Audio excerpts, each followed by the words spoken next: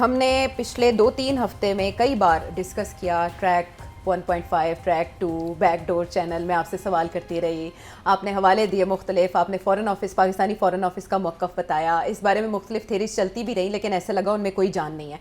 All of a sudden एक letter आता है मुख्तलिफ prominent citizens from India and Pakistan, over 117 लोग हैं जिन्होंने ये लेटर लिखा है, और वो अपने इस लेटर में कहते हैं कि ये जो दावत चल रही है पाकिस्तान और इंडिया के दरमियान, इसकी बहुत बड़ी माशी, समाजी और इंसानी कीमत है, इसे ख़त्म किया जाना चाहिए। और उन्होंने कुछ प्रपोजल्स दिए हैं इसके अंदर कि ऐसे होना चाहिए, ऐसे होना चाहिए, और आप वो फ्रेमवर्क लेकर आएँ जो 2004 से 2007 के दरमियान चलाया गया। अगर मैं ये सारे दस्तखत देखूँ, और जब मैं देख रही थी तो उसमें सोच रही थी आपके सिग्नेचर्स कहाँ हैं। तो सेठी साहब, 117 शख्सियात हो जिसमें खुर्शीद महमूद कसूरी साहब भी हों, कश्मीरी लीडरान भी हों, वहाँ की एक्टिविस्ट भी हों, मगर आपका नाम ना हो, तो ये बड़े चंबे की बात है। ऐसा क्यों? भाई, ओपी शाह साहब को मैं बड़ी अच्छी तरह जानता हूँ। फ्रॉम टाइम टू टाइम कुछ सेमिनार्स भी वो करवाते हैं जूम के ऊपर, मैं भी हिस्सा ले लेता हूँ। अच्छा। हम भी पीसनिक है, वो भी पीसनिक है। हाँ। मगर अब मेरी जो पीसनिक बिजनेस है ना, वो पुराने स्टाइल की नहीं रही। I don't like the BJP.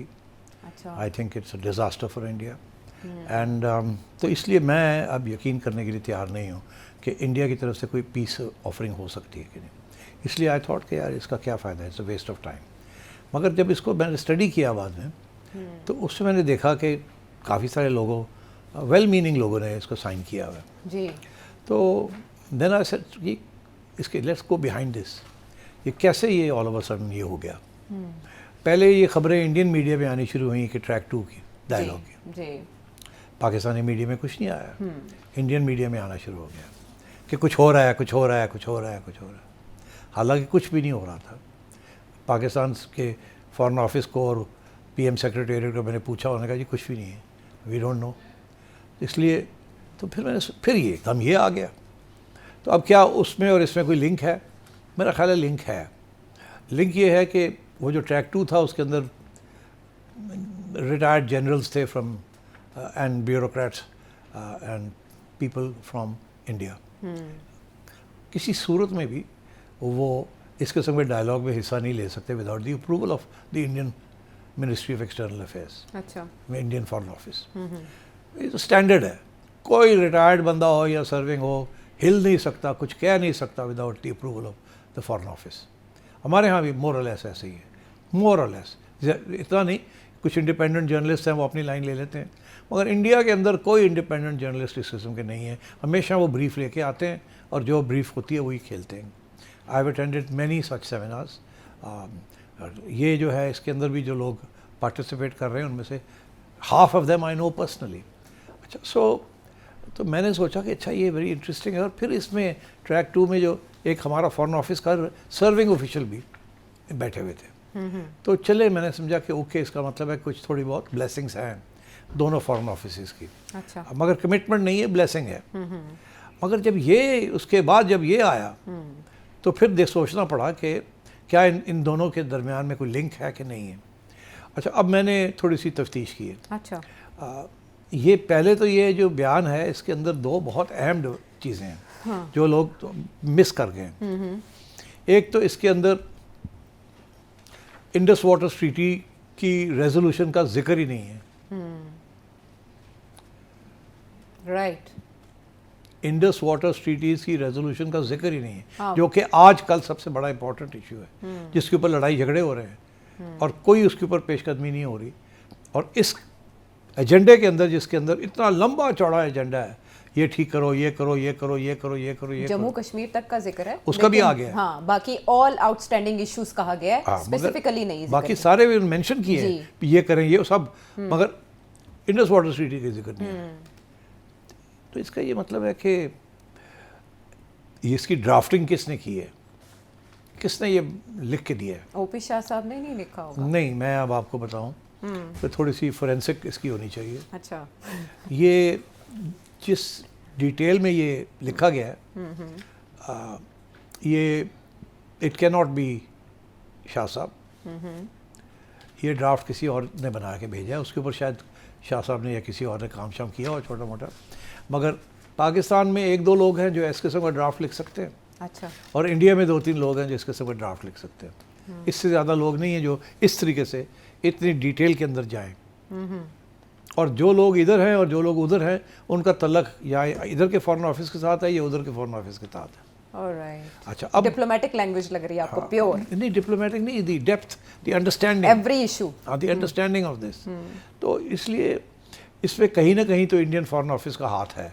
अच्छा, क्या ये बलून है, टेस्टिंग टेस्टिंग 1 2 3 1 2 3 कि पाकिस्तान की तरफ से क्या रिस्पांस आता है या नहीं आता, या किसी को खुश करने की कोशिश की जा रही है, किसी को ये कमिटमेंट की है कि जी हम चाहते हैं कि पाकिस्तान के साथ नॉर्मलाइज करें, एंड तो ये इसको मगर ऑफिशियली नहीं करते, जिसकी वजह से आरएसएस को आगे की है और ख़ुद इंडिया गवर्नमेंट एक पीछे है, क्योंकि इंडियन गवर्नमेंट तो कहती है ना सदूर इज पॉज्ड जी, वो तो कहते हैं जी talks and terrorism can't go together, ठीक है ना, तो वो तो उनका मौक़िफ़ है। जी, मगर आरएसएस से ये अगर उन्होंने जो बयान दिया है उसके बाद ये आ जाता है, तो मैं समझता हूँ इस पर इंडियन फॉरेन ऑफिस का हाथ तो ज़रूर है, और इसकी लिंक बनती है with track 2 and with this peace offering. अच्छा, मगर और पाकिस्तान का फॉरेन ऑफिस का इसमें हाथ नहीं है। अच्छा, अब वो इसको बड़े गौर से देख रहे होंगे कि अगले 2-3 दिन में, 4 दिन में, हफ्ते 10 दिन में ये बात आगे बढ़ती है कि नहीं बढ़ती।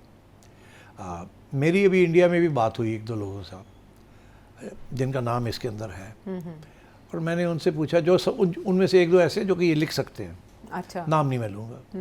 पाकिस्तान में भी 1-2 से बात हुई है जो लिख सकते हैं ये, मगर नाम नहीं लूँगा मैं। तो सबका एक ही कहना है, वो ये कह रहे हैं कि ये हमें आया था,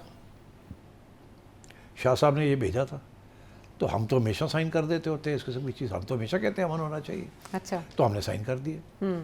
और आपने मुझे पूछा आप मेरा नाम नहीं है, एक्चुअली मेरा नाम भी आ जाता बिकॉज मुझे भी शाह साहब ने भेजा था, मगर मैं भूल गया, कुछ बात होगी कुछ, तो मैं भूल ही गया कि ओहो वो साइन करके भेजने हैं, मैंने नहीं, वो जब ये हो गया मैंने कहा ओहो अच्छा चलो कोई गल नहीं। मेरा आपको वैसे भी यकीन नहीं है कि ऐसी कोई एफर्ट हो सकती है? नहीं, मेरे यकीन है, एफर्ट तो है कि इसके पीछे, हाँ, मगर क्या वो किसी फल उसके उगेगा लगेगा या नहीं? हाँ, मेरा ख्याल है it is too early for that. Right, इसमें मुख्तलिफ थियरीज़ हैं, अब वो थियरीज़ मैं आपको बता देता हूँ, फिर आप चुन लीजिएगा जो तुम्हारा ख्याल है कि थियरी ये ठीक लगती है कि नहीं। देखिए, पहली थियरी तो ये है कि अमेरिका का प्रेशर है। हाँ, अमेरिका ने नरेंद्र मोदी को या इंडियन फॉरेन ऑफिस को ये कहा है कि आप चाइना के ऊपर फोकस करें, पाकिस्तान को छोड़ें। अच्छा, आजकल पाकिस्तान बड़ा करीब हो गया ना अमेरिकनों के, ठीक है ना, तो ये आप पाकिस्तान के साथ झगड़ा छोड़ दें, आप focus on all your energy on China. इसीलिए इंडिया ब्रिक्स का इस दफ़ा जो अगली ब्रिक्स है वो इंडिया के कंट्रोल में है जी, और ईरान को भी कह रहे हैं कि ज्वाइन करे वो। तो एक तो ये कि जी अमेरिकन चाहते हैं कि इंडिया जो है वो चाइना की तरफ फोकस करे, पाकिस्तान को ऑफ द हुक करे, एक तो ये थियरी है। अच्छा, इसलिए फिर उन्होंने नरेंद्र मोदी ने ये सोचा कि मैं कैसे कर सकता हूँ, हमने तो इतनी टफ लाइन ली हुई है, तो फिर अच्छा जो हमसे भी ज़्यादा टफ है वो आरएसएस है, तो आरएसएस से ये एक इनिशिएटिव दिलवा दिया जाए क्या पीपल टू पीपल कांटेक्ट? हाँ, तो शायद ये बात आगे बढ़ जाए। जब ये होगा तो फिर कहीं ना कहीं से एक और मीटिंग कराएंगे, किसी को भेजेंगे, कोई बैक चैनल बात कर करके कुछ ना कुछ तो करेंगे, ठंडा किया जाए इंडिया पाकिस्तान प्रॉब्लम, ओके, ताकि India can focus on China. America की ये कोशिश है कि इंडिया चाइना एजेंडे के अंदर आए। अच्छा, तो एक तो ये थियरी है। दूसरी थियरी ये है कि इंडिया की जो इस्टेब्लिशमेंट है उसके अंदर डिवीज़न है।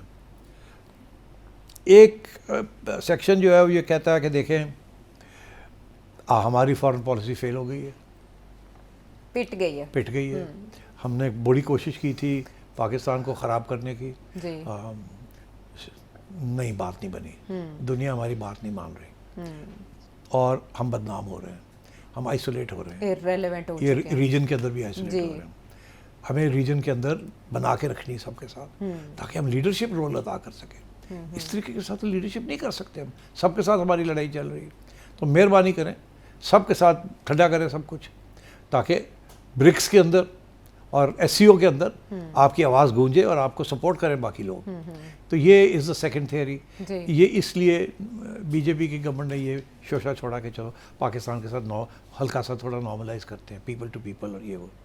Without giving up the agenda कि जी टॉक्स हमने उस किस्म की और टेररिज्म और वो कश्मीर नहीं करती, मगर ये नॉर्मलाइज कर लेते हैं। अच्छा, इसके अंदर कुछ बिजनेस कम्युनिटी का भी प्रेशर है कि जल्दी से नॉर्मलाइज करें ताकि एयर स्पेस मिले।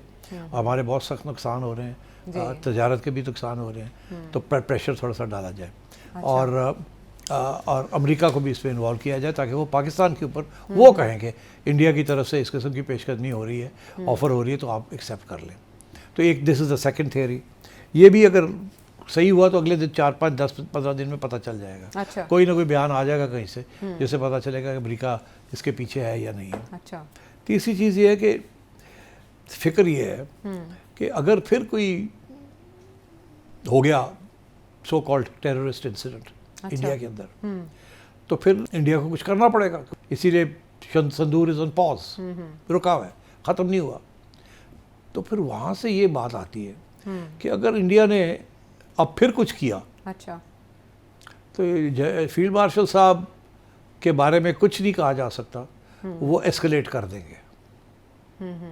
अगर एस्केलेट करते हैं जी, तो फिर रुकना नहीं कुछ भी, वहाँ तक बात नहीं जानी चाहिए। अच्छा, क्योंकि फील्ड मार्शल साहब जो है वो तो दिलेर और अखा बंद करके बटन दबा देते हैं, और धमकियाँ भी कभी कभी ऐसी आती है कि आप देख लेंगे, ठीक है ना, तो हम उड़ा देंगे, हम देख लेंगे। अनप्रेडिक्टेबल है। अभी ये भी नहीं जी, आप इंडस वाटर्स पानी रोक के तो देखें, जी, हम उड़ा देंगे तुम्हें। जी, ये अभी जो यहाँ conference life matter of life and death, existential issue.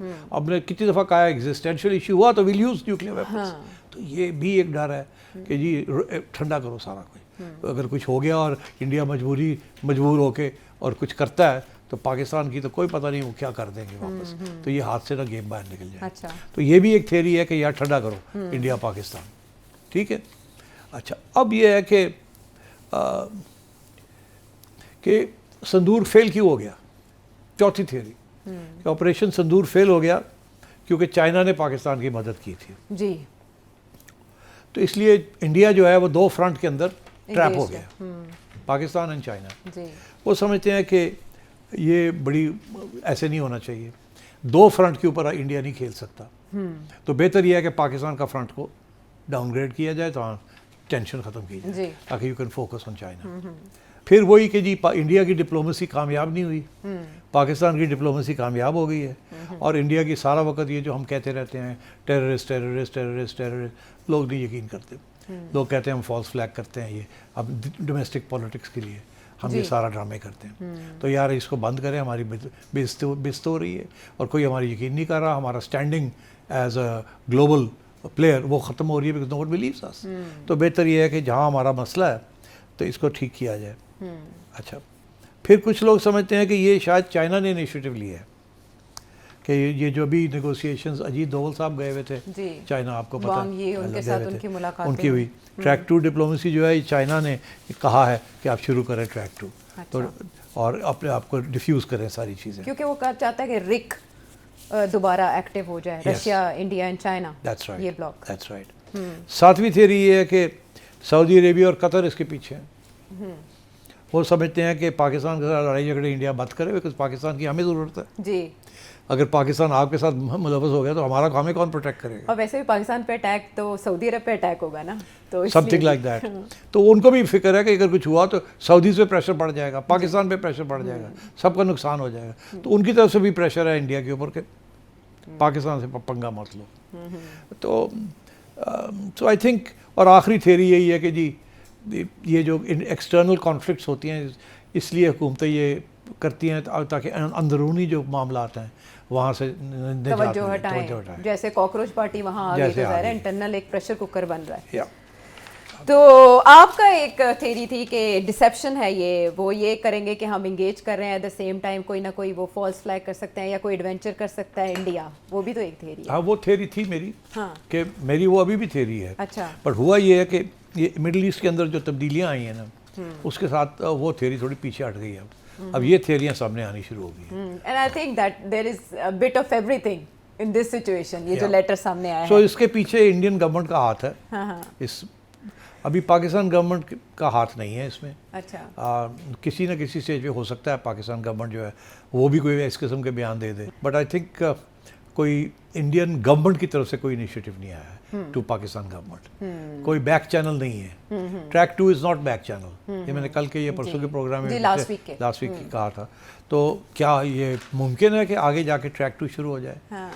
अगर ये थ्योरी करेक्ट है कि इंडिया 2 फ्रंट्स पे नहीं लड़ना चाहता, पाकिस्तान एंड चाइना, तो फिर और ऊपर से प्रेशर है मिडिल ईस्ट का और अमेरिका का, तो देन इट फिट्स इन कि जी पाकिस्तान के साथ कुछ छोटे मोटे अब CBMs करने शुरू करें। Confidence building measures. और इसकी जो प्रूफ है वो यही है कि कांग्रेस की तरफ से जी तिवारी साहब हैं उनके, जी मनीष तिवारी जी, उन्होंने बयान दे दिया। उन्होंने कहा कि ये क्या बात हुई, ऐसे लगता है कि हमारी हुकूमत जो है वो बातचीत करना चाह रही है, तो ये नहीं हो सकता कि एक तरफ टेररिज्म भी हो और एक तरफ बातचीत की हो। वही पुराना मौका। हाँ, तो उन्होंने तो ये सूंघा है कि इसके अंदर बीजेपी का हाथ है, तो इसलिए उन्होंने फौरन क्रिटिसिज्म कर दिया।